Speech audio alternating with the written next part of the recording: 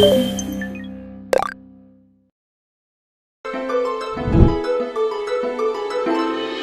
जादू कैसे हुआ इतनी कम एज में नेता बनने का? तो यूनिवर्सिटी का चुनाव नहीं लड़ा आपने? नहीं, वो आर्थिक हालात ऐसे नहीं थे कि वहाँ का चुनाव में हम मैनेज कर सके। वो आपके गणेश गोगरा कहते हैं विधानसभा में कि दारू रखना अनिवार्य कराओ। कि बजरी माफिया का जब भी बात आती है तो राजस्थान के अंदर सबसे पहले सबसे गरीब आदमी वही मारा जाता है। सही वो देखिए थावर चंद जी, आप कह रहे हैं कि मेरे पास पैसा नहीं था, फिर विधायक का इतना बड़ा चुनाव कैसे लड़ लिया दरियावास? तो हनुमान बेनीवाल पे आपका क्या कहना है? किस तरह की नेता उनके जो पॉलिटिक्स किस तरह से देखते हैं? अच्छा, ये भील प्रदेश की मांग क्या है?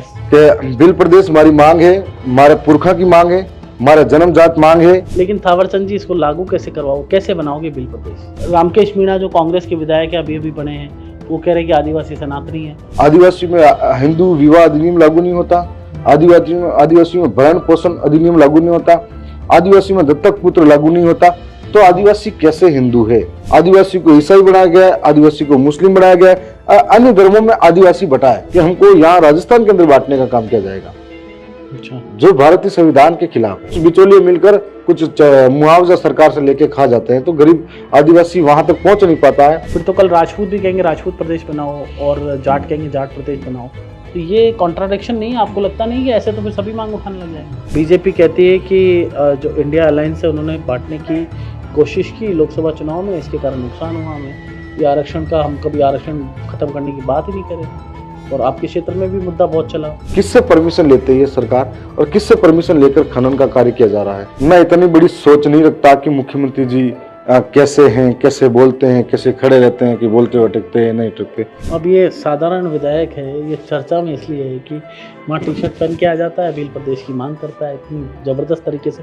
ये स्पीच कहाँ से सीखी? कहीं सीखी? ये कोई ट्रेनिंग वेनिंग ली है क्या? आप सचिन पायलट को किस तरह से देखते हैं? पायलट को भी आपने देखा होगा राजनीति करते हुए, तो आप चेयर को देख के बोलते हैं, सामने अध्यक्ष को देख के बोलते हैं, सभापति बैठते हैं तो सभापति को देख के बोलते हैं। तो ये सब चीज़ें कहाँ से? वो ट्रेनिंग स्कूल कौन सा था? राजकुमार रोध जी का। किरोड़ी लाल मीणा को आप किस तरह से देखते हैं?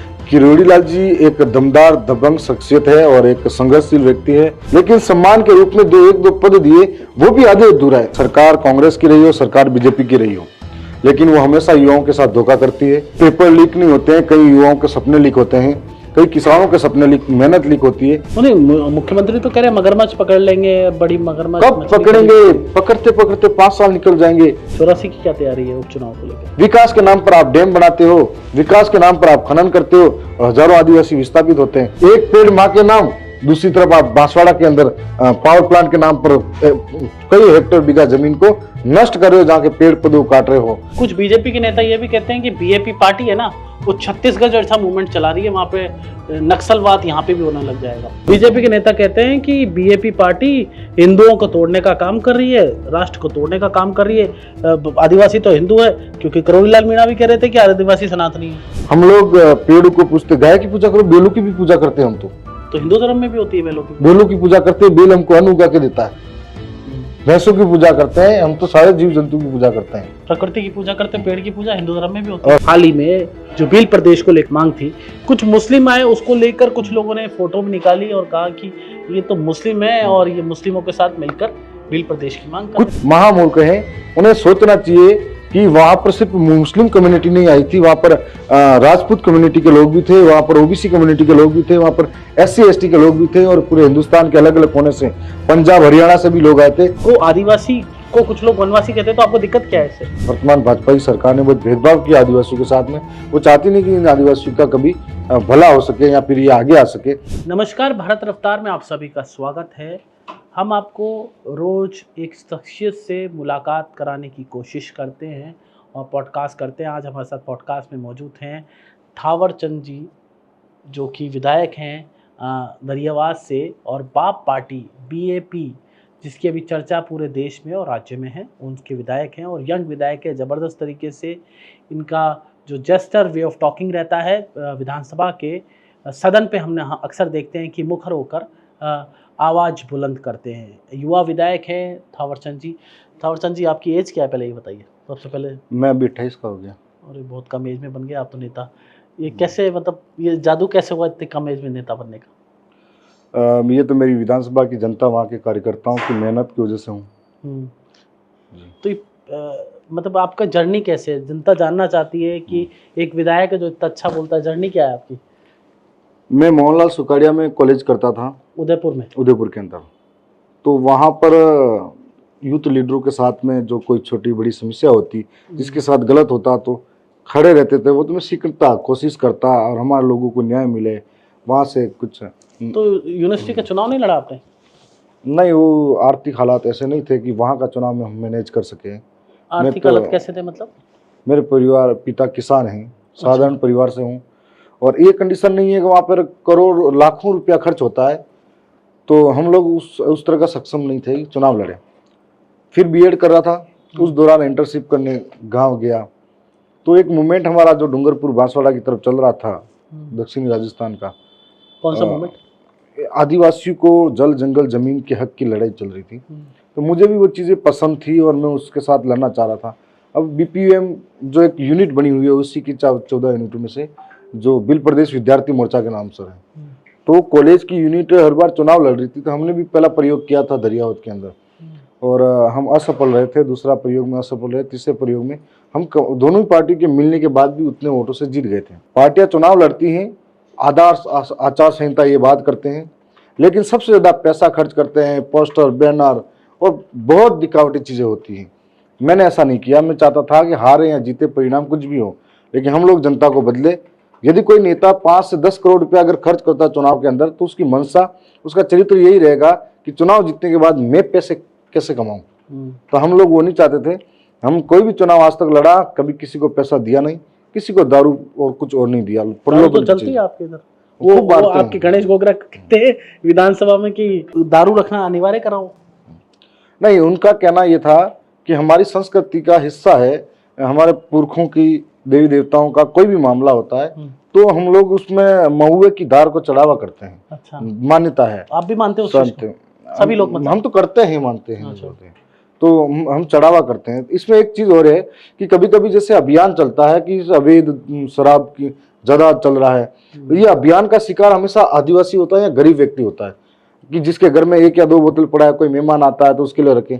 तो इस अभियान के तहत बड़े स्तर पे जो माफिया होते हैं उनसे कभी कोई कार्रवाई नहीं होती है। ये जो गरीब मारा जाता है, तो गणेश जी ने जो कहा है तो कहीं हद तक मैं भी इस बात से तो सहमत हूँ। आप क्या उनकी कौन सी बात से सहमत है? पूरा बोल के बताइए ना। उन्होंने कहा था कि हमारे घर में एक ऐसा प्रावधान है आबकारी विभाग का कि 5 लीटर दारू आप रख सकते हो, जैसे महुआ है। तो महुए को तो कई तरीके से हमारे क्षेत्र में उपयोग में लिया जाता है। आदिवासी उसको, जो एक फूल होता है उसको महुआ कहते हैं, उसको खाने में भी उपयोग लेते हैं। उसके जो एक फूल होता है, उससे पहले जो उसके जो डोलमा कहते हैं हमारे शब्द में, उसका तेल निकाल कर भी सब्जियों में इस्तेमाल किया जाता है। तो ये बहुत जरूर से काम आता है। आपको क्या, कितनी बोतल रखने आने वाले होने चाहिए? मेरा ये कहना था कि 5 से 10 बोतल का अनिवार्य इसलिए होना चाहिए कि या तो वो पूजा विधि में भी कभी कभी उपयोग में लेते हैं, कोई मेहमान आता है तो भी लेते हैं। तो इनके ऊपर क्या है कि कभी कभी आबकारी विभाग या पुलिस विभाग है वहां पर गाँवों में जाता है, तो 1 या 2 बोतल जब पकड़ते हैं तो उसके अंदर पानी मिला के 5-10 बोतल का केस भी बना लेते हैं कई बार। तो ये आदिवासी के साथ होता है या गरीब व्यक्ति के साथ होता है। ऐसा ना हो इसलिए शायद उनकी मंशा रही होगी कि आदिवासी के साथ ना हो, बड़े माफिया बच जाते हैं। इसी प्रकार से एक बजरी माफिया का बार बार सवाल राजस्थान की विधानसभा में उठता है। अभियान भी चलाया जाता है सरकार द्वारा। मैं एक उदाहरण बता रहा हूं कि बजरी माफिया का जब भी बात आती है तो राजस्थान के अंदर सबसे पहले सबसे गरीब आदमी है वही मारा जाता है, और बड़े माफिया कभी मारे नहीं जाते। और बड़े माफियाओं के साथ में सरकारों का तालमेल होता है और दूसरे लोगों का तालमेल होता है, इसलिए वो बच जाते हैं। ऐसा ही हमारी विधानसभा में कभी ट्रैक्टर ट्रॉली वाले जो दिन के 200-300 कमाते हैं उनके ऊपर कार्रवाई हुई, आज तक बड़े आदमी पे कभी कोई कार्रवाई नहीं हुई। तो इसी तरह से ये भी है, एक शराब माफिया बच जाते हैं, गरीब लोग फंस जाते हैं। कब तक ऐसा होता रहेगा कि गरीब मरता रहेगा? अब सरकारों की ऐसी मंशा रही कि गरीबों के कारण, तो हमारे जैसे लोग दोनों पार्टी को नकार के यहाँ आएंगे और सदन में बोलेंगे इनके खिलाफ। अच्छा, ये बताइए थावरचंद जी, आप कह रहे हैं कि मेरे पास पैसा नहीं था, फिर विधायक का इतना बड़ा चुनाव कैसे लड़ लिया दरियावाद से? विधायक का चुनाव वैसे देखा जाए तो दूसरी बार है ना? हाँ, वैसे देखा जाए तो मैं खुद उस चुनाव लड़ना या लड़ने वाला, ये मंशा हमारे कार्यकर्ताओं की और वहाँ की जनता की रहती है। मेरा जो सिलेक्शन हुआ चुनाव को लेकर, हम आदिवासी जनप्रतिनिधि सिलेक्शन प्रणाली कहते हैं, उसके तहत पूरी विधानसभा के कार्यकर्ता मिलकर तय करते हैं कि हमारे में से कौन व्यक्ति चुनाव लड़ेगा, कौन व्यक्ति आगे जाके हमारी बात सरकार तक पहुंचाएगा। उसका एक जरिया हूँ, क्या उनकी है आवाज का सिलेक्शन हिस्सा प्रणाली, हूँ। क्या है जनता जानना चाहती है, क्या आप नेता कैसे चुनते हैं? ऐसा है कि जैसे सिलेक्शन प्रणाली, आप ये देखो कि अभी भारत सरकार के अंदर 4 प्रदेशों के अंदर मुख्यमंत्री बने। मुझे नहीं कहना चाहिए बहुत बड़ा मामला है, लेकिन उनका फैसला ऊपर से आया, दिल्ली से आया। अच्छा। अब ये बहुत बड़ी बात है। या फिर कोई विधायक है हमारे इलाके का, बीजेपी का, कांग्रेस का, उसको टिकट लाने के लिए यहाँ पर जयपुर आना पड़ेगा, दिल्ली जाना पड़ेगा, पता नहीं किस किस के पैरों में जाना पड़ेगा या फिर पैसा देना पड़ेगा। लेकिन हमको ये मालूम नहीं कि हमारी टिकट, हम कभी चुनाव लड़ेंगे या नहीं लड़ेंगे। हमारा फैसला, हम लोग धरातल पे रहने वाले, संघर्ष करने वाले, सड़कों पे रहते हैं, तो हमारा फैसला हमारी जनता करती है कि कौन चरित्रवान है, कौन व्यक्ति अच्छा है, कौन व्यक्ति हमारे लिए जाके हमारी आवाज को सदन तक पहुंचाएगा, तो जनता फैसला करती है। तब ये कह सकता हूं कि चुनाव मैं नहीं लड़ता, हमारी जनता चुनाव लड़ती, वहां के कार्यकर्ता चुनाव लड़ते हैं, तो अपने पैसों से अपने दम पर खुद चुनाव करते हैं, इसलिए हमें वित्तीय भार नहीं पड़ता। बताओ, आप चुनाव लड़ लेते, घर वालों ने पूछा नहीं ये भाई थावरचंद पैसे तो है नहीं, कैसे चुनाव लड़ेगा? घर वाले मेरे साधारण परिवार से, राजनीति में कोई रहा नहीं है, और खेती बाड़ी छोटी मोटी है, तो वो ये भी नहीं पता उनको ये कितनी बड़ी रिस्क ले रहा है या नहीं ले रहा है, या ये जीतेगा या नहीं जीतेगा, इसका परिणाम क्या होगा नहीं होगा। या राजनीति में उनको ये पता नहीं कि क्या अच्छा कर रहा है बुरा कर रहा है, उनको ये पता है कि जनता के बीच में जाता है, उनकी आवाज़ उठाता है। और जब हम लोग आवाज़ उठाते हैं, हमारी पहचान होती है, तब कई गाँवों में जाते हैं हमारे माता पिता, तो उनको सम्मान मिलता है। क्या करते हैं आप? तो खेती बाड़ी करते हैं, तब उनको ऐसा लगता है कि हमारा बेटा कुछ तो अच्छा ही करता होगा, तभी तो हमें सम्मान मिलता है। तो हनुमान बेनीवाल पे आपका क्या कहना है? किस तरह की नेता, उनकी जो पॉलिटिक्स किस तरह से देखते हैं? मेरे हिसाब से वो बहुत बड़े लीडर हैं। मैं अभी नया चुनकर आया हूँ, वो 2 बार सांसद बने, 2-3 बार विधायक रहे हैं, और केंद्र की राजनीति है, तो मैं ज़्यादा उनके बारे में टिप्पणी करना उचित नहीं समझता कि उनके धरातल पर क्या हो रहा है क्या नहीं हो रहा, वो जाने। आपको नहीं पता? न, मैं इतना आगे तक नहीं सोचना चाहता और नहीं कहना चाहता हूँ। अच्छा, ये भील प्रदेश की मांग क्या है, जनता जानना चाहती है, आप इस सदन में भी उठाया, और क्यों भील प्रदेश क्यों बनना चाहिए, क्या है? सबसे बड़ी बात है कि भील प्रदेश में कोई नई मांग नहीं कर रहा हूँ। भील प्रदेश हमारे पुरखों का सपना था। गुरु गोविंद जी के नेतृत्व में मानगढ़ की पहाड़ी के ऊपर जो बहुत बड़ा आंदोलन हुआ था, उस आंदोलन के अंदर हजारों, जो जलियांवाला बाग हत्याकांड में हम कहते हैं कि बहुत सारे लोग मारे गए, यहाँ पर 1500 लोगों के मारे जाने का आंकड़ा बताते हैं, लेकिन अनगिनत लोग मारे गए। उनका भी एक मांग थी कि हम एक अलग स्टेट बनाएंगे, जिसके माध्यम से आदिवासियों के अधिकार को सुरक्षित रख पाए, आदिवासियों का विकास कर पाए, जो सरकारें हमेशा अनदेखा करती गई है हम आदिवासी को, और धीरे धीरे आदिवासी को हांसी की तरफ धकेलता गई है। तो हम अपने आप को बचाकर हमारा विकास स्वयं करें, इसलिए हम एक अलग स्टेट की मांग कर रहे हैं। कैसे बनेगा ये स्टेट अलग? आज तक तो कौन सा स्टेट बना, बताओ? वैसे तो आदिवासी को हमेशा बांटने की नीति रही है सरकारों की।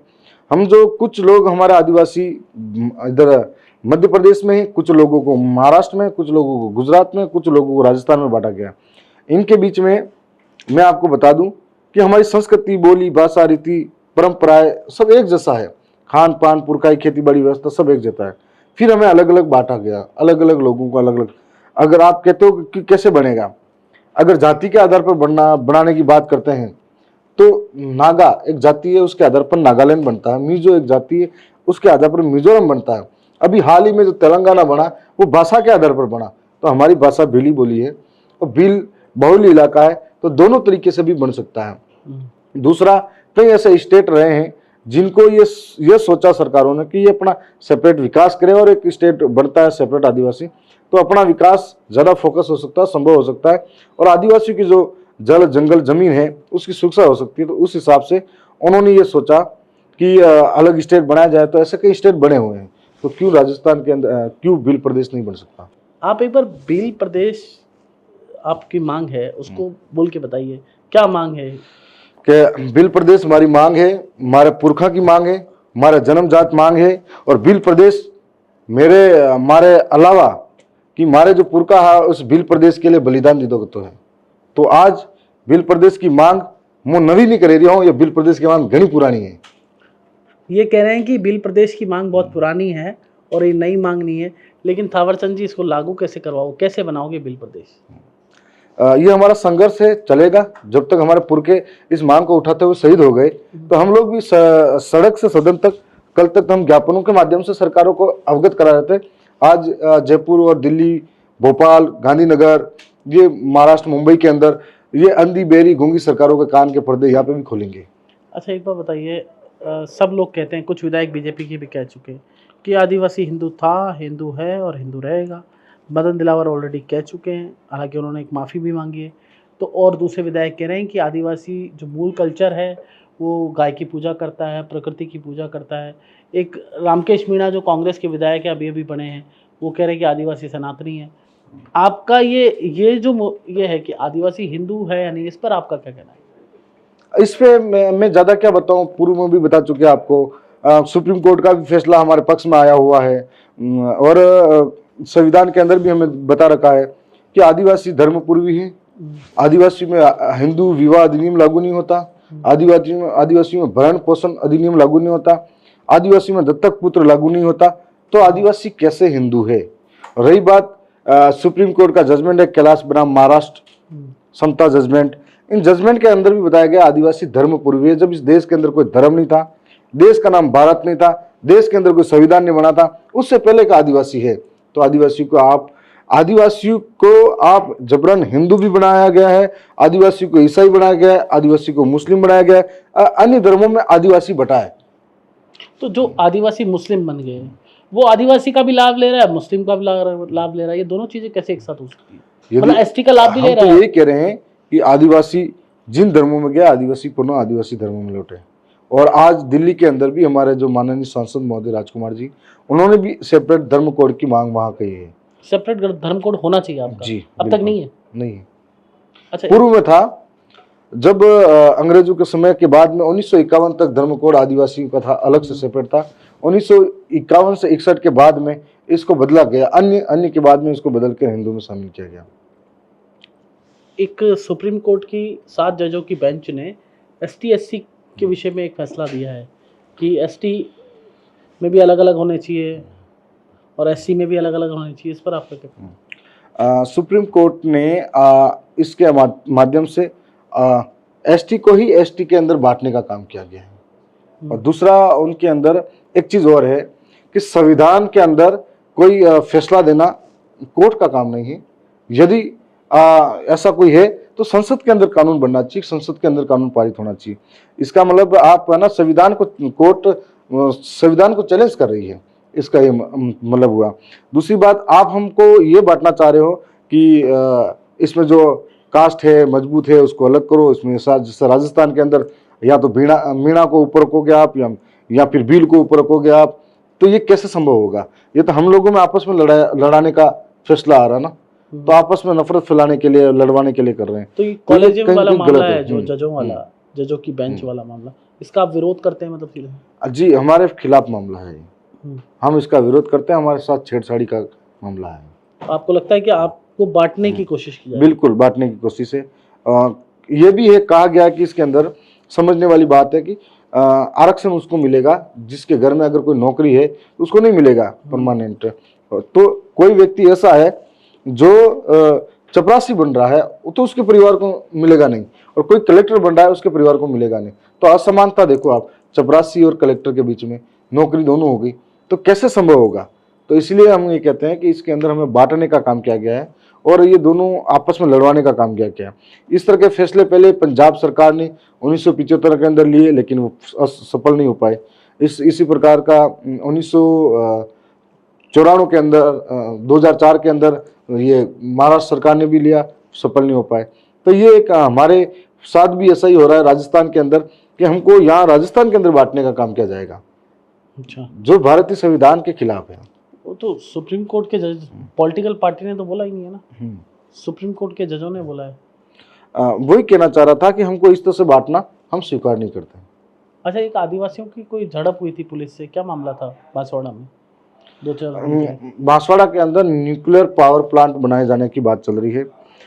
उसके अंदर जिस प्रकार से वहां पर वर्षों से आदिवासी रह रहा है अपनी जमीन अपनी मिट्टी पे, तो आज सरकार एक आदेश निकालती है कि यहाँ न्यूक्लियर पावर प्लांट बनेगी और कुछ बिचौलिए मिलकर कुछ मुआवजा सरकार से लेके खा जाते हैं। तो गरीब आदिवासी वहां तक पहुंच नहीं पाता है और वो इतना सक्षम नहीं है कि उस चीज को समझे कि सरकारें आज जो प्रलोभन दे रही है कल इस प्रलोभन के माध्यम से हमको वहां से विस्थापित करेगी। इसी प्रकार का हादसा वहां हुआ कई हेक्टेयर बीघा जमीन सरकार वहां से छीनना चाहती है न्यूक्लियर पावर प्लांट के नाम से। तो वहां जो आदिवासी रह रहा है उसकी स्थिति क्या है, वो कहाँ जाकर रहेगा, उसको जमीन मिलेगी, उसको आवास मिलेगा नहीं मिलेगा, उस पर कोई चर्चा नहीं होगी। कुछ लोग ऐसे कह रहे हैं कि आप लोग भील प्रदेश की मांग उठा रहे हैं, फिर तो कल राजपूत भी कहेंगे राजपूत प्रदेश बनाओ और जाट कहेंगे जाट प्रदेश बनाओ, तो ये कॉन्ट्राडिक्शन नहीं है? आपको लगता नहीं कि ऐसे तो फिर सभी मांग उठाने लग जाएंगे? नहीं, ऐसा कुछ नहीं। ये वैसे राजपूतों के आधार पर राजस्थान का नाम पड़ा हुआ है, हमने विरोध नहीं किया। सवाल इस बात का है कि हम जिस इलाके में रह रहे हैं, हम लोग जाति के आधार पर मांग नहीं कर रहे हैं, हम लोग भाषा के आधार पर मांग कर रहे हैं। भाषा के आधार पर कई राज्य बने भी हैं और इसी के मार्फत से हम लोग, हमारे पुरखों की पुरानी मांग है और हम लोग ये चाहते हैं कि जिस प्रकार से आदिवासी को हाशिए पर धकेला गया है, उसको आर्थिक रूप से, सामाजिक रूप से, शैक्षणिक रूप से, सांस्कृतिक रूप से, फिर सरकारें कोई भी कानून लाई, खनन के नाम पर, कभी डैम के नाम पर, कभी किसी और के नाम से, विकास के नाम पर उनको विस्थापित किया। तो हम चाहते हैं कि हमारी जो प्राकृतिक धरोहर है, जिस आदिवासी उससे प्रेम करता है, उसके साथ जीता है, ये प्राकृतिक धरोहर बची रहे। इसके माध्यम से हम चाहते हैं कि सेपरेट स्टेट बने और वहां पर हम लोग ये काम कर पाए। आरक्षण वाला मुद्दा चुनाव में चला, बीजेपी कहती है कि जो इंडिया अलायंस है उन्होंने बांटने की कोशिश की लोकसभा चुनाव में, इसके कारण नुकसान हुआ हमें। ये आरक्षण का, हम कभी आरक्षण खत्म करने की बात ही नहीं करें। और आपके क्षेत्र में भी मुद्दा बहुत चला, मोदी जी भी आए, आपको ध्यान होगा राजकुमार जी का चुनाव था। तो आपको क्या लगता है, बीजेपी कह रही है कि हमने तो ऐसा कहा ही नहीं कि हम आरक्षण खत्म कर देंगे? मैं सबसे बड़ी बात बताता हूँ कि एक संविदा पे लगाना, प्राइवेटाइजेशन करना, ये क्या आरक्षण को खत्म करना नहीं है? तो कई ऐसी सरकारी संस्थाएं हैं जिनको बेचना क्या आरक्षण खत्म करने का नहीं है? दूसरी बात, आज 5वीं अनुसूची आदिवासी इलाके के अंदर लागू है, संविधान बोल रहा है, लेकिन क्या उसके पालना, मूल रूप से पालना उस 5वीं अनुसूची के इलाकों में हो रही है क्या? नहीं हो रही है। तो दूसरी बात ये आती है, वहां पर किससे परमिशन लेते है ये सरकार और किससे परमिशन लेकर खनन का कार्य किया जा रहा है, कभी जो विस्थापित हो रहे हैं उनके लिए। तो हम कह सकते हैं कि हमारे साथ अधिकारों के साथ छेड़छाड़ी हो रही है। यदि बहुमत की सरकार है तो संविधान बदल सकती थी, लेकिन आज विपक्ष इतना मजबूत है केंद्र का भी, तो वो आरक्षण या फिर संविधान बदलने की बात नहीं कर पा रही है। आदिवासी सलाहकार परिषद बनी हुई है, अध्यक्ष राज्य के मुख्यमंत्री भजनलाल शर्मा हैं। दरअसल जो भी आदिवासी सलाहकार परिषद होती है, हम अपने दर्शकों को भी जानकारी देते हैं, जो राज्य का मुख्यमंत्री होता है उसका अध्यक्ष होता है। इस पर आपका क्या कहना है? आदिवासी जी, आपकी जानकारी के लिए बता दूं कि ट्राइबल एडवाइजर काउंसिल, जिसका अध्यक्ष मुख्यमंत्री नहीं होना चाहिए, जिसका अध्यक्ष एक ट्राइबल होना चाहिए, और ट्राइबल इसलिए होना चाहिए कि ट्राइबल के अंदर प्रॉब्लम क्या है, समस्या क्या है, मूलभूत वहां की समस्याओं से हम लोग वाकिफ हैं। मुख्यमंत्री जी प्रदेश के इस कोने में बैठे हैं, उनको नहीं पता कि इस ट्राइबल के अंदर किस तरीके की मूलभूत सुविधाओं का अभाव है। दूसरी बात, ट्राइबल एडवाइजर काउंसिल मतलब जनजाति सलाहकार परिषद, जिसके माध्यम से हम लोग जनजाति लोग सलाह किसको देंगे, हमारे वहां पर क्या स्थिति, उसकी सलाह मुख्यमंत्री को ही देंगे, जबकि मुख्यमंत्री ही उन पद पे है, तो मुख्यमंत्री किसको सलाह देंगे? अब सवाल इस बात का है। और दूसरी एक और बात है, हम लोग भारत आदिवासी पार्टी से 3 लोग चुनकर यहाँ आए सदन में, हम लोग धरातल पे जुड़े हुए हैं जनता के बीच में, और दोनों ही पार्टी को सरकारों ने नकारा है, वहां से जीत के आते हैं। तो हम लोग बेहतर तरीके से जानते हैं कि आदिवासी की समस्या किस प्रकार से, कैसे आदिवासी वहां पर रह रहे हैं और उनके उत्थान के लिए हमें क्या क्या करना चाहिए। ये चर्चा हम करेंगे। तो हमें जो आज पार्टी ने ऐसी भावना रखी, तो हम लोगों को उस ट्राइबल एडवाइजर काउंसिल का सदस्य नहीं बनाया गया। तो हम लोग ये चाहते हैं, राज्यपाल के मार्फत महोदय से भी मिलेंगे, इस सार्थक चर्चा करेंगे कि आदिवासी को अलग से, हम जो ट्राइबल बेल्ट के 3 विधायक हैं इनको भी ट्राइबल एडवाइजर काउंसिल में लिया जाए, और साथ में मुख्यमंत्री की जगह एक आदिवासी ही उसका अध्यक्ष होना चाहिए।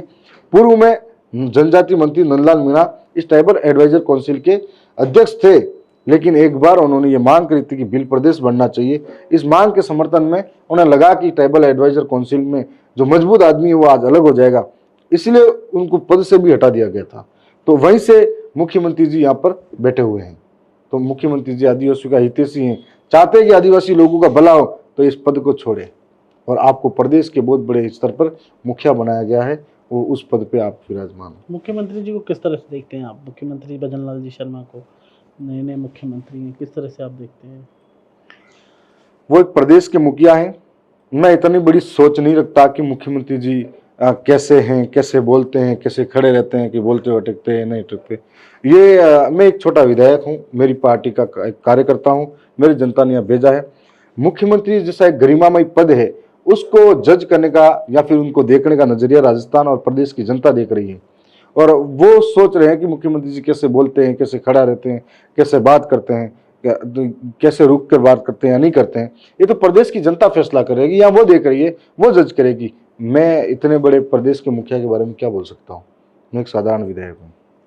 अब ये साधारण विधायक है, ये चर्चा में इसलिए है कि वहाँ टी शर्ट पहन के आ जाता है, अखिल प्रदेश की मांग करता है इतनी ज़बरदस्त तरीके से।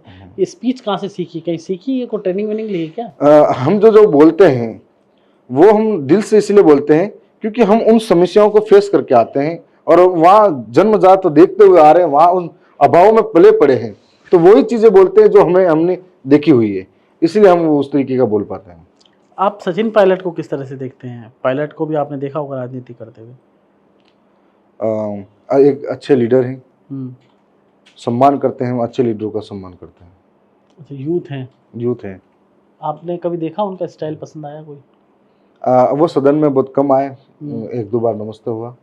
ऐसा कह सकता हूँ मैं, मेरी एक आदत है, चाहे वो कांग्रेस का हो, चाहे बीजेपी का हो, चाहे अन्य दल का हो, जो अच्छे लीडर है उनका सम्मान करता हूँ, साथ में उनसे कुछ सीखने की कोशिश करता हूँ। राजकुमार, हमारी विचारधारा अलग अलग किसी से भी हो सकती है, लेकिन सीखना सबसे चाहिए। राजकुमार रोत जो आपके सांसद हैं, पहले विधायक रहे, उनसे क्या सीखने को मिला? हम तो आज नए हैं, लेकिन जो राजकुमार जी हमारे आज आदरणीय सांसद साहब जीत कर यहाँ आए थे, तो उनके लिए एक बहुत बड़ा संघर्ष था। हम लोगों ने राजकुमार जी को देखते हुए, बोलते हुए सुना, बहुत कुछ सीखे हैं। उन्होंने एक विधायक बनना बड़ी बात है, उससे भी बड़ी बात यह है विधायक बनकर जनता की भावनाओं को पूरा रखना, वहाँ उनकी कार्यकर्ताओं की इच्छाओं को जिंदा रखना और उन पर काम करना। तो राजकुमार जी ने न कि 84 विधानसभा से जीत के आए, बाकी उन्होंने पूरे जो ट्राइबल बेल्ट के अलावा देश के अलग अलग कोने के अंदर अपनी पहचान बनाते हुए उनकी भावनाओं के अनुरूप जो काम किया, जो संघर्ष इस सदन के अंदर किया, वो काबिल तारीफ है। हम नहीं कर सकते उनके बराबर, हम लोग नए जरूर हैं और हमने उनसे बहुत कुछ सीखा है। एक सबसे बड़ी बात है, वो अनुशासन उनके अंदर बहुत अच्छा है, हर काम में बहुत एक्टिव रहते हैं, ये बहुत अच्छी चीज़ है। तो आपने राजकुमार जी से अनुशासन सीखा जी, और सदन में किस तरह से बोलना है ये भी सीखा, चेयर को एड्रेस करना है। मैंने देखा, I have seen several time when you are addressing to chair, so आप चेयर को देख के बोलते हैं, सामने अध्यक्ष को देख के बोलते हैं, सभापति बैठते हैं तो सभापति को देख के बोलते हैं। तो ये सब चीज़ें कहाँ से, वो ट्रेनिंग स्कूल कौन सा था, राजकुमार रोत जी का? नहीं, कोई बहुत सारे राजकुमार जी को भी देखे हमने, और बहुत सारे लीडर अच्छे हैं जिनके भी देखते हैं हम, तो सीखने की कोशिश करते हैं। और राजकुमार जी हम सबके आइडल हैं, और अच्छा काम, आज यहाँ से दिल्ली गए तो दिल्ली की संसद में भी इस गरीब, शोषित, पीड़ित, वंचित, दलित, आदिवासी, इन सब की आवाज़ बनकर वहाँ एक बेबाक तरीके से आवाज़ उठा रहे हैं। करोड़ी लाल मीणा का इस्तीफा दे चुके हैं, अभी तक एक्सेप्ट नहीं हुआ। करोड़ी लाल मीणा को आप किस तरह से देखते हैं? किरोड़ी लाल जी एक दमदार, दबंग शख्सियत है और एक संघर्षशील व्यक्ति है, जिन्होंने अपने जीवन में कई बार संघर्ष किया है, सड़कों पर, सदन में भी। और ये जो 5 साल सरकार आई है, मैं कई मायनों में ये मानता हूँ कि किरोड़ी लाल जी का बहुत बड़ा योगदान है, जिन्होंने इस जयपुर की सड़कों पर कई बार प्रशासन की लाठियां नौजवानों के लिए खाई हुई है। लेकिन जब सरकार बनती है उनके नाम पर, उन्हें क्या मिलता है? एक ऐसी शख्सियत जो जिसे उस इलाके के लोगों को ऐसा लगा कि एक तरफा विधायक निकाल कर दिए, और ऐसा लगा उनको कि किरोड़ी लाल मीणा जी को या तो डिप्टी सीएम या सीएम बनाएंगे, और वो सीएम के रूप में देख रहे थे, तो सीएम बनाएंगे, इस वजह से एक तरफा विधायक दिए उधर से। लेकिन सम्मान के रूप में एक दो पद दिए, वो भी आधे अधूरे मंत्रालय दिए, वो भी आधे अधूरा है। तो ऐसे शख्सियत का अपमान है, और ये सरकार ये चाहती नहीं थी कि किसी व्यक्ति को, भाजपा की सरकार की हो सकता है मानसिकता हो, किसी आदिवासी, दलित, ST SC को, किसी व्यक्ति को सीएम तक देखना चाहे। ऐसा शायद कभी हो पाएगा, मैंने मानता कि ये सरकार ऐसी मानसिकता रखती है। और फिर उसका परिणाम भी यही हुआ कि विधायक चुनाव हुए, जो राजस्थान के विधानसभा चुनाव हुए, उसमें उस इलाके में सवाई माधोपुर, दौसा, करौली और ये कोठाबूंदी, बारां तक एक तरफा बीजेपी को सीटें दी है। और इस बार लोकसभा चुनाव में एक तरफा हरा दिया, कांग्रेस को दे दी या इंडिया गठबंधन को दे दी। तो आप सोच सकते हो कि जनता इस मूड में थी कि किरोड़ी जी को सीएम बनाएंगे, लेकिन उनके जो संघर्ष थे उसको नकारा, तो आज वो वहां पर ये परिणाम भी मिला। दूसरी चीज, एक पेपर लीक का बड़ा मामला है। अभी सरकार ने हाल ही में आरपीएससी के अंदर जो 2 सदस्य थे, संगीता आर्य जो कि पूर्व चीफ सेक्रेटरी निरंजन आर्य की पत्नी थी, एक कुमार विश्वास उनकी धर्मपत्नी, उनको क्लीन चिट दे दी। जबकि सभी बीजेपी नेताओं ने ट्वीट कर, इवन मुख्यमंत्री भजनलाल शर्मा ने भी ट्वीट कर ये कहा था कि ईओआरओ जो पेपर लीक हुआ उसमें ये लोग शामिल थे, उन पे आरोप लगाए किसी भी तरह से। अब क्लीन चिट कर दे दी और अब युवा बड़ा रोष में है, सोशल मीडिया पे सवाल उठ रहे हैं। अब आपका क्या कहना है? मेरा ये मानना है, सरकार चाहे इधर की आई हो, सरकार उधर की आई हो, सरकार कांग्रेस की रही हो, सरकार बीजेपी की रही हो, लेकिन वो हमेशा युवाओं के साथ धोखा करती है। पेपर लीक नहीं होते हैं, कई युवाओं के सपने लीक होते हैं, कई किसानों के सपने लीक, मेहनत लीक होती है, कई बेरोजगारों की उम्मीदें लीक होती है, और इसके माध्यम से वो सोचते हैं कि सरकारें हमारे लिए बेहतर काम करेंगे। सबसे बड़ी बात यह है कि सरकारें जब बनती है उससे पहले पेपर लीक और तमाम बातों का जिक्र करते हुए सरकारें बन जाती हैं। आज पिछले 10 महीने से ऊपर हो गए प्रदेश की सरकार को, भाजपा की सरकार को, हर बार ये कहती है कि इसके अंदर जो बड़े लोग हैं, बड़े मगरमच्छ हैं, उनको पकड़ेंगे, उनको पकड़ेंगे। कब पकड़ोगे? 10 महीने हो गए, आपके पास सारा पावर है, आपके पास सारी संस्थाएं हैं, आप छोटे छोटे वो जो जिन लोगों के नाम उस वक्त आ रहे थे पत्रिकाओं में, अखबारों में, वो कहाँ गए? नहीं, मुख्यमंत्री तो कह रहे हैं मगरमच्छ पकड़ लेंगे, बड़ी मगरमच्छ। कब पकड़ेंगे? पकड़ते पकड़ते 5 साल निकल जाएंगे, फिर 5 साल बाद सरकार रही कि नहीं रही, कब पकड़ेंगे? मगरमच्छ पकड़ेंगे? ये सिर्फ के कर और नौजवानों को दिलासा दे रहे हैं। अब बेरोजगार जो सब देख रहा है इन चीजों को, और मैं जब मानता हूं कि ये जो बेरोजगारों के साथ में चोट हो रही है बार बार, इस बार ये बेरोजगार ऐसी सरकारों के खिलाफ मोर्चा खोलेगा। बताइए, वैसे तो आपके लीडर्स जवाब देने चाहिए, लेकिन आप भी जवाब दे सकते हैं, इसमें कोई बड़ी बात नहीं है। 84 की क्या तैयारी है उपचुनाव को लेकर? 84 की सीट पर चुनाव 70,000 वोटों से राजकुमार जी बिना प्रचार करके जीते हैं, और लोकसभा चुनाव के अंदर उनकी वहाँ की जनता ने 68,000 के आसपास फिर वोट दिए थे, और जितने वोटों से राजकुमार जी जीते थे उतने वोट तो अन्य सारे दलों के नहीं आए थे, कांग्रेस बीजेपी के भी। तो वहाँ तो ये तो निश्चित है कि बीजेपी या कांग्रेस से कोई भी लीडर आके लड़े तब भी हार निश्चित है। अच्छा, ये और कॉन्फिडेंस है? ये कॉन्फिडेंस है, ये इसलिए कॉन्फिडेंस है, वहाँ के कार्यकर्ता, वहाँ की जनता इतनी समझदार है, और वहाँ की जनता और कार्यकर्ता ये जानते हैं कि हमारे लिए कौन सही है, कौन जाके आवाज़ उठाएगा हमारी, कौन जाके हमारी बात रखेगा, और वहाँ की जनता राजकुमार जी जैसे एक लीडर पर बहुत भरोसा करती है। कुछ विपक्षी बीएपी बाप पार्टी पर आरोप लगाते हैं कि ये पार्टी भारत को तोड़ने, भारत को विभाजित करने वाली सोच की है। मैं कई बीजेपी वाले नेताओं ने इस तरह की बात की। हम लोग इस देश का सम्मान करते हैं, हम लोग हमारे प्रदेश की बात करते हैं, इसमें तोड़ने वाली कोई बात नहीं है। पूर्व में भी कई प्रदेश बने हैं और कई प्रदेशों को बनाया गया। हम लोग हमारे जल जंगल जमीन की बात करते हैं, संविधान को बचाने की बात करते हैं, तो हम लोग नहीं तोड़ना चाहते।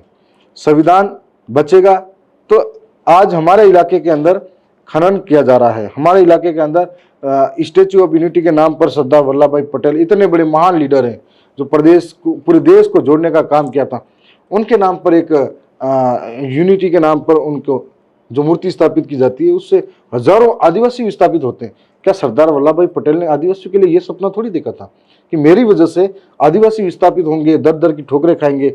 जिस मूल जमीन पर रहने वाला लोग है, विकास के नाम पर आप डैम बनाते हो, विकास के नाम पर आप खनन करते हो, और हजारों आदिवासी विस्थापित होते हैं। ये लोग अपनी मूल मिट्टी से जुड़े हुए हैं, ये लोग अपने इलाके से जुड़े हुए हैं, जहां अपने पुरखों की विरासत है, पहचान है, उस पुरखों की विरासत को वो छोड़ के जाएंगे तो कैसा महसूस करेंगे? इस जगह आप हुए तो कैसा महसूस करोगे? इस बात को सरकारों को सोचना चाहिए। इसीलिए हम लोग, हमारी जो आवाज है उसको उठाना चाहते हैं। सरकार हमारे इलाके के अंदर खनिज संपदा है उनको लूटना चाहती है, इसीलिए हमें ऊपर इस तरह के गंभीर आरोप लगाते हैं। पर एक होता है कि विकास होता है तो आपको क्या दिक्कत है? मान लो वहाँ पर रेल आती है, वहाँ पर कोई रोजगार आता है, कोई धंधे लगते हैं, तो वहाँ पे तो आपके लोगों को रोजगार भी तो मिलेगा सर उससे। किस तरीके का रोजगार? मान लीजिए अगर रेल की बात कर रहे हैं, आप ये बताओ मुझे, हमारे इलाके के अंदर हर जगह खनन का कार्य भी किया जा रहा है। उन खनन के कार्य करने वाले लोगों के बीच में मैनेजर कौन है, ड्राइवर कहाँ के हैं, अंदर काम करने वाले लोग, उनको सैलरी क्या मिलती है, हैं कहाँ कहाँ के और कहाँ के आके काम कर रहे हैं, कहाँ के आके रह रहे हैं। तो इस तरह का धोखा है, वहां पर छलावा है और इसका फायदा कोई और उठाता है, हमारे लोगों को नहीं मिलता इस फायदा। सब बेरोजगारी बड़ी समस्या है, कैसे बिल्कुल। उठाएंगे? सदन में आप बहुत सारी मांगे उठाते हैं, बेरोजगारों की बहुत समस्या है बहुत वहाँ पे आपके इलाके में, उसको लेकर क्या प्लान है आपका? मैं लगातार इस बात पर चर्चा कर रहा हूँ कि हमारे वहां पर डैम है, तालाब है, मच्छी का उत्पादन होता है, तो बाहरी लोग आके करते हैं, हमारे लोगों को दो। हमारे वहां पर खनन कार्य हो रहा है, तो वहाँ हमारे लोगों को जॉब दो। हमारे वहां पर बाहरी प्राइवेट कंपनी आ रही हैं, उदयपुर संभाग हो या बांसवाड़ा संभाग हो, जहाँ ये स्वच्छ मिशन है, अन्य तरीके का जो भी है, इन कंपनी के अंदर बार बार से लोग आ रहे हैं। तो उस ट्राइबल बेल्ट का जो आदिवासी है, गरीब है, शोषित पीड़ित दलित है, उनको मौका दो, वो कमाएगा वहां पर। आदिवासी दिवस, विश्व आदिवासी दिवस आने वाला है 9 तारीख को, क्या तैयारी है बीएपी की और आपकी खुद की पर्सनल? विश्व आदिवासी दिवस 1994 में इसको यूनेस्को द्वारा घोषित किया था। ये ऐसा है कि आदिवासी प्रकृति प्रेमी है, आदिवासी जल जंगल जमीन की रक्षा करने वाला है, आदिवासी नेचर की रक्षा करता है, कुदरत की रक्षा करता है, प्रकृति करता है। आदिवासी जहाँ जहाँ आदिवासी है वहाँ वहाँ जंगल है, जहाँ जहाँ जंगल है वहाँ वहाँ खनिज है। सरकारों की नज़र खनिज पर है और सरकार चाहती है कि जहाँ आदिवासी उनको बेदखल करके उन जंगलों को हड़पे, उन जंगलों से निकलने वाला खनिज, जैसे छत्तीसगढ़ के अंदर हसदेव है, उसको उजाड़ के कोयले वाली बात करने लग गए। राजस्थान में कह रहे हम पेड़ लगाएंगे, एक पेड़ माँ के नाम, और छत्तीसगढ़ का हसदेव राजस्थान के नाम कर दिया। उसी प्रकार से जहाँ जहाँ जंगल है वहाँ पर अभी न्यूक्लियर पावर प्लांट है बांसवाड़ा के अंदर, वहाँ के जंगलों से आदिवासी को विस्थापित कर रहे हैं। तो हम लोग हर साल 9 अगस्त विश्व आदिवासी दिवस मनाते हैं। हम लोग ये संदेश देना चाहते हैं कि कोरोना जैसा समय आया था, तब सारे लोगों को 5 शहरों में रोज मौतें हो रही थी और बहुत सारे लोगों को गाँव याद आ गए थे और हमारे गाँव में आके रहने लगे। गाँव के अंदर जंगल सुरक्षित है, इसलिए वहां पर ऑक्सीजन सुरक्षित है, ऑक्सीजन सुरक्षित मिलता है। और तब ऐसी महामारियों का प्रकोप होता है, तब हमारे गाँव के अंदर दूर दूर तक भी महामारी असर नहीं करती है। तो आज ये कहना चाहते हैं कि यदि भारत या विश्व को विकसित होना है, या भारत को विकसित होना है, या आगे जाना है, विश्व को, इंसानों को जिंदा रखना है, महामारी से बचाना है, तो ये प्रकृति इसको बचाना पड़ेगा और ये प्रकृति को बचाने का काम सिर्फ आदिवासी करते हैं। भजनलाल जी भी तो कह रहे हैं, मुख्यमंत्री जी कह रहे हैं कि हम पेड़ लगा रहे हैं, एक पेड़ माँ के नाम, मोदी जी ने भी कहा है एक पेड़ माँ के नाम, लगाइए ना पेड़, एक पेड़ माँ के नाम। दूसरी तरफ हसदेव जैसा अभ्यारण्य था, उसको राजस्थान के नाम कर दिया। एक पेड़ माँ के नाम, दूसरी तरफ आप बांसवाड़ा के अंदर पावर प्लांट के नाम पर कई हेक्टेयर बीघा जमीन को नष्ट कर रहे हो, जहाँ के पेड़ पौधे काट रहे हो। एक पेड़ माँ के नाम के जो गुजरात के अंदर स्टैच्यू ऑफ यूनिटी बनाया है, वहां पे हजारों एकड़ पर जंगलों को नष्ट कर दिया गया। तो आप एक तरफ दिखावा करते हो कि हम इस प्रकृति को बचाएंगे, और दूसरी तरफ जो आदिवासी की विरासत है वो वहां से आदिवासी को बेदखल करके जंगलों को काट कर, पेड़ों को काट कर हजारों वनों का नुकसान कर रहे हो। तो ये तो सिर्फ दिखावे का काम है कि आप प्रकृति को बचा रहे हो। कुछ बीजेपी के नेता ये भी कहते हैं कि बीएपी पार्टी है ना, वो छत्तीसगढ़ जैसा मूवमेंट चला रही है, वहां पे नक्सलवाद यहाँ पे भी होने लग जाएगा। नक्सलवाद की परिभाषा क्या है? कौन है नक्सलवाद?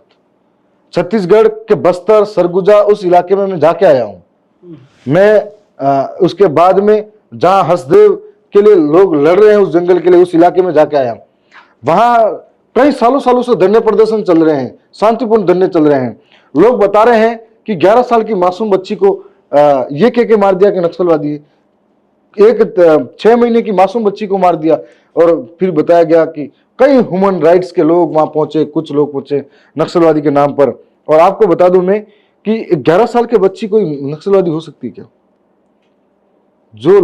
कुछ लोग हो सकते हैं जिनकी मानसिकता होगी कि हमें जो अधिकार हैं वो कानून से नहीं मिलेंगे, तो हथियारों से लड़ना चाहिए। ऐसा हो सकता है किसी की मानसिकता हो, लेकिन ये गलत बात है कि छत्तीसगढ़ से हम लोग सीख रहे हैं। हम लोग सड़क की आवाज है जो हम सदन तक पहुंचाने का काम कर रहे हैं, और सरकारों को तब लगता है जब सरकारों को हम खिलाफ बोलते हैं। जो सरकारें हमारे साथ अन्याय करती है, हमारी जमीनें छीनती है, हमारा जंगल छीनती है, हमारा अधिकार छीनती है, तब हम जब सामने खड़े होते हैं तब उनको लगता है कि नक्सलवादी है। थावरचंद जी गांधी जी को मानते हैं आप? गांधी जी को पूरा देश मानता है। तो गांधी जी तो अहिंसा पे चलते थे, फिर हिंसक आंदोलन क्यों होते? तो हिंसक आंदोलन हमने कब किया? हम संविधान के साथ हैं, संवैधानिक तरीके से आंदोलन करते हैं। कई बार लाठी बटा जंग भी हो जाती है बांसवाड़ा आंदोलन में। जब सरकारें हमारे साथ में शांतिपूर्ण धरने पर बैठे हैं या फिर अपने हक के लिए जब भोले भाले आदिवासी बैठे हुए हो, ऐसे वक्त में आंसू गैस के गोले छोड़े जाते हैं, लाठी मारी जाती है, इसका मतलब उनको क्या कह सकते हैं हम? वो हिंसक नहीं है। तो जो सरकारें जिस तरीके का काम करती है, अब इसमें कोई एक दो ऐसे लोग हो सकते हैं जो गलत कर सकते हो, सारे लोग ऐसे नहीं होते, सबको हम गलत नहीं ठहरा सकते।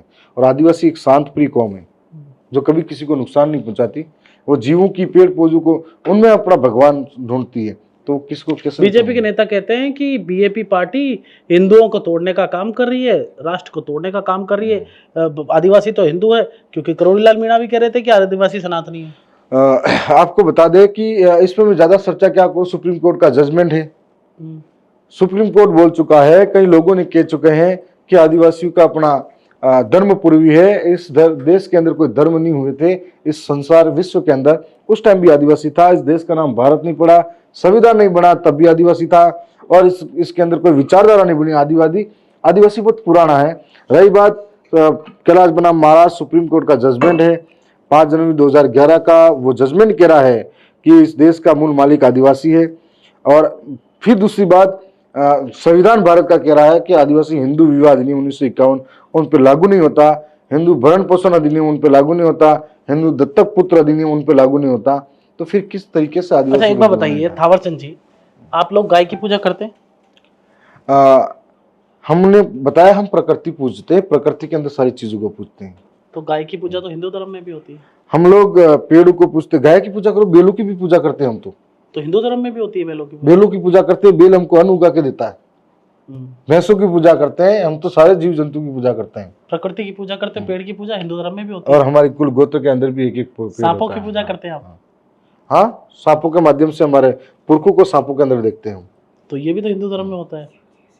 शिव जी की पूजा होती है। दूसरी चीज, एक चीज बताना चाहूंगा, मेरा एक नेचर है, दूसरे का सबका अपना अपना हो सकता है कि सभी लोगों की अपनी अपनी एक आस्था होती है। मैं किसी की आस्था को ठेस पहुंचाने का काम नहीं करता। रही बात, मेरी विधानसभा के अंदर कई विचारधारा के लोग रहते हैं, मैं सबका सम्मान करता हूँ। यदि कोई कहता है कि यहाँ पर माथा टेकना है, ये हमारी आस्था का सवाल है, उनकी खुशी के लिए वहां पर भी माथा टेकता हूँ। अच्छा, आप मूर्ति पूजा में बिलीव करते हैं? ये अलग बात है कि मैं किस विचारधारा को मानता हूँ।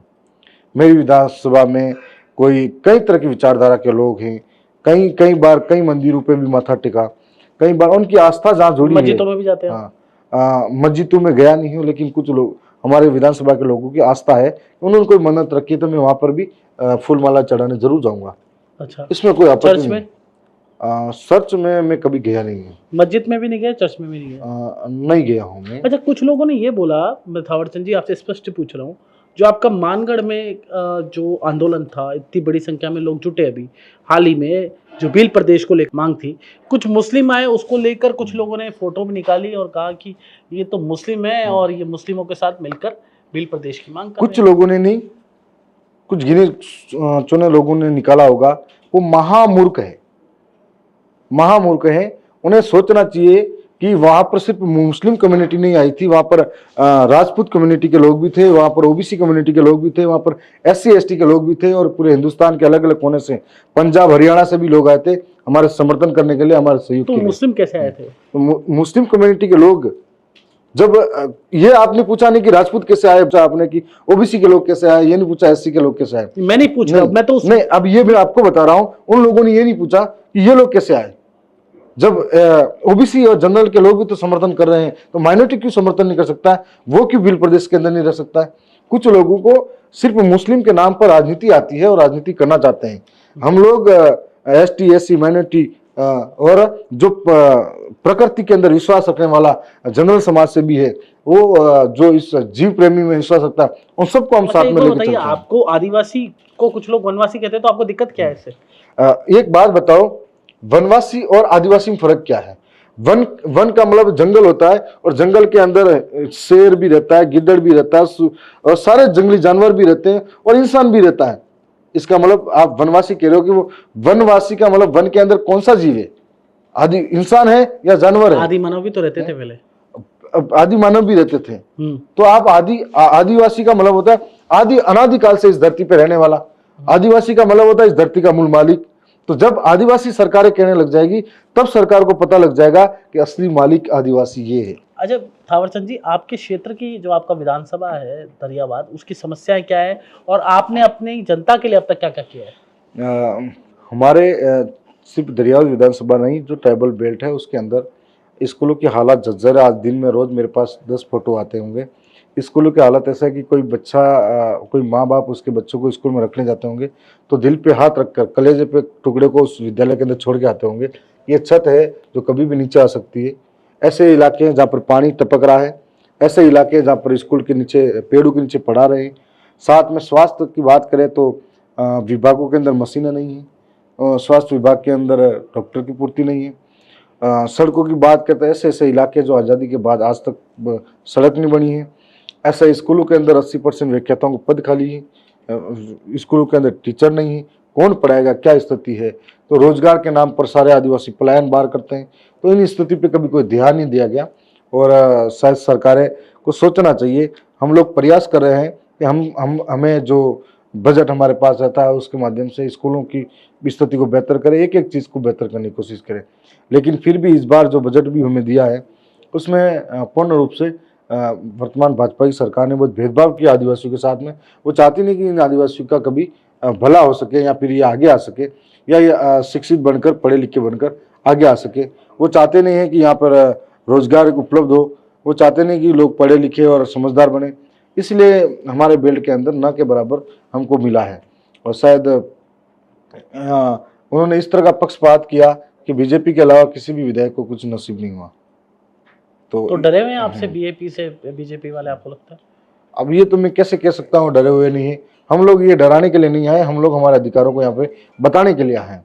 हम लोग किसी पार्टी को डराना धमकाना ऐसा जहन में नहीं रखते।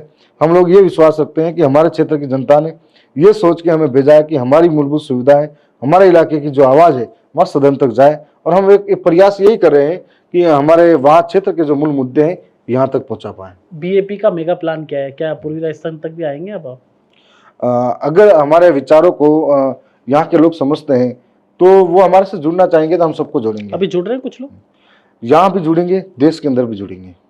तो ये थे थावरचंद जी जिन्होंने खास बातचीत की, जिनका साफ तौर पे कहना था कि देश भर में लोग हमसे जुड़ रहे हैं और जल जंगल जमीन को लेकर आदिवासी लड़ाई लड़ता है, हम लड़ाई लड़ रहे हैं और भील प्रदेश की मांग लगातार उठा रहे हैं। और विश्व आदिवासी दिवस पर भी ये भील प्रदेश को लेकर बड़ा कार्यक्रम करने वाले हैं। वहाँ भील प्रदेश की मांग उठेगी और 9 तारीख को विश्व आदिवासी दिवस है। थावरचंद जी ने अपने जीवन का सिनेरियो बताया, किस तरह से छात्र राजनीति करना चाहिए, लेकिन आर्थिक स्थिति थी मजबूत नहीं थी, बेहतर नहीं थी, लिहाजा उनको एक मौका मिला, सरपंच का चुनाव लड़ा और जनता ने लड़ाया। फिर वापस जनता ने ही, क्योंकि इनके अंदर जो पद्धति है इस बीएपी पार्टी की और इनकी ट्राइबल लोगों की चुनाव करने की, नेता का चुनाव करने की, वो डिफरेंट तरह की है जो आम राजनीतिक दलों में नहीं देखी जाती।